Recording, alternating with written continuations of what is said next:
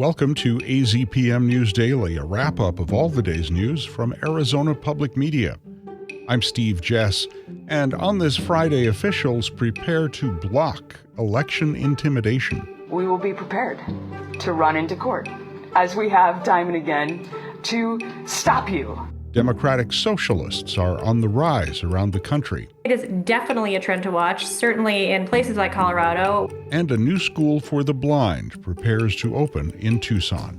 We are going to have a volunteer day to help teachers unpack their boxes. That's ahead on this Friday, July 10th.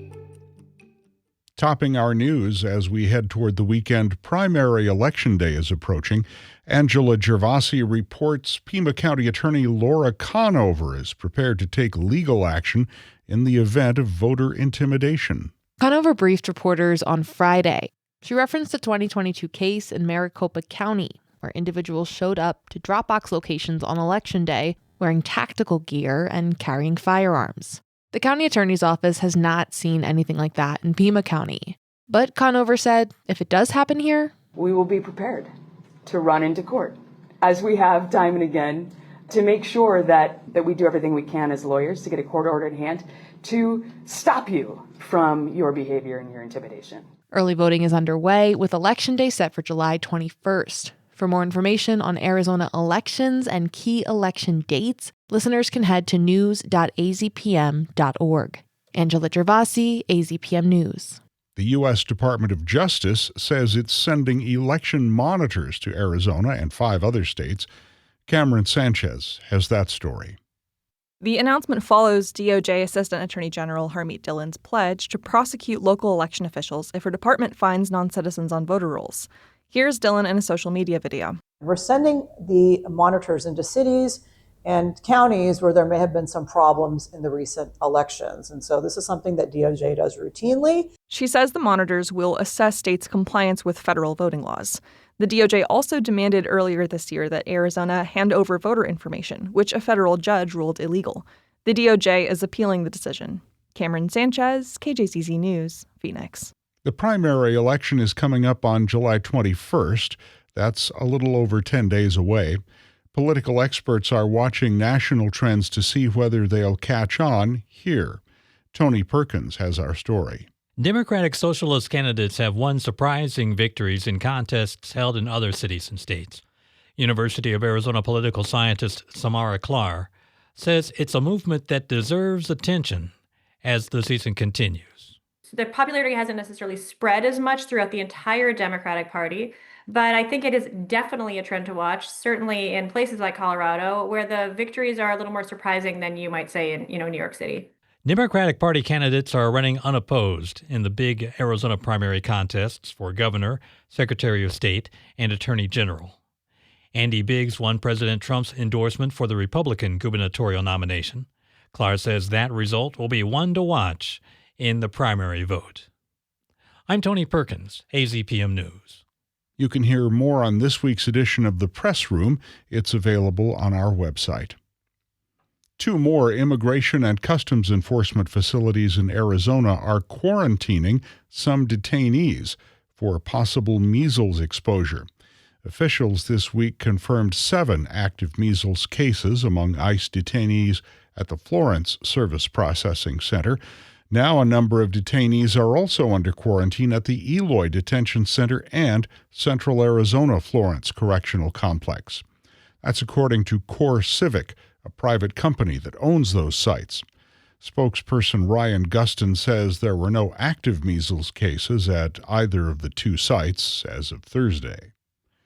Attorney General Chris Mays is again warning Arizona landlords of their responsibilities to keep rental units cool as extreme heat grips much of the state.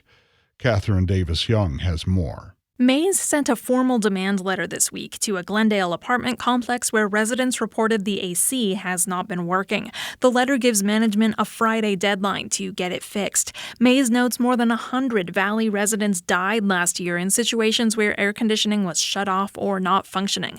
The management company Asset Living told 12 News it plans to cut ties with the property owner following the problems with the AC.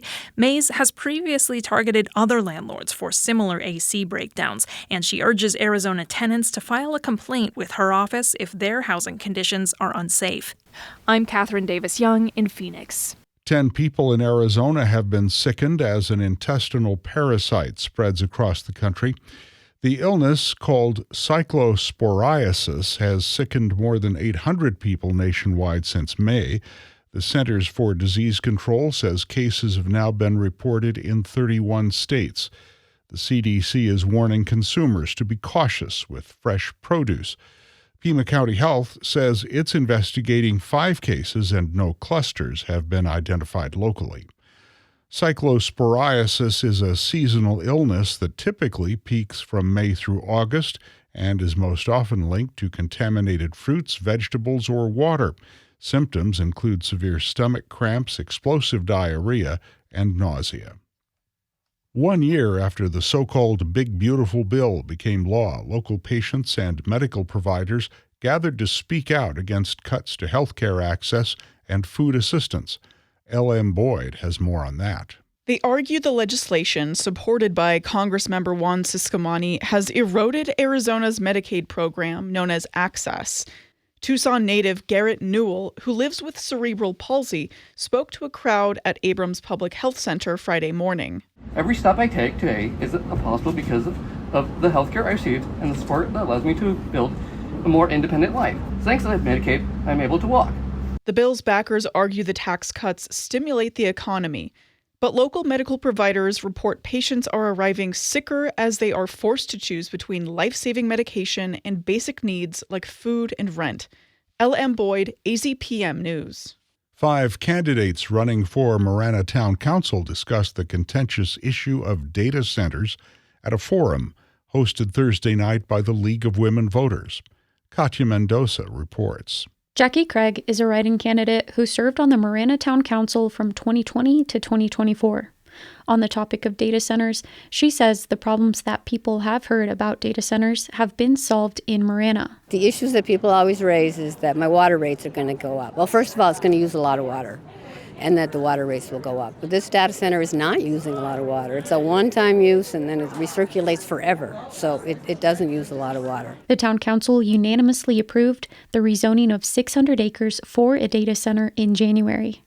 In 2024, the council passed an ordinance that restricts data center use of potable water. Candidate Jackie McGuire says the town's ordinance is insufficient. I'm Katya Mendoza, AZPM News. The director of the Tucson School for the Blind is cleaning up new space before the first cohort of students arrives in August. Thatcher Warwick-Hess reports from downtown Tucson. And then this is our reception area. Kate Scally-Howell, director of the Tucson School for the Blind, is preparing a new home for blind and visually impaired students after the Arizona State Schools for the Deaf and Blind close its Tucson campus in May. We're also adding white trim along the bottom too, so that as you come in, you have like a little bit of a guide there. The trim helps visually impaired students differentiate the furniture in the classrooms. Inside the 4,000 square foot school, boxes, donated furniture, and supplies are still being unpacked ahead of the first day of school on August 3rd. We are going to have a volunteer day to help teachers unpack their boxes, clean any furniture that needs to be wiped down. The volunteer day is July 10th from 9 a.m. to 5 p.m. Community members, including former ASDB faculty and students, have signed up to help. The Tucson School for the Blind is located on Stone Avenue in downtown Tucson.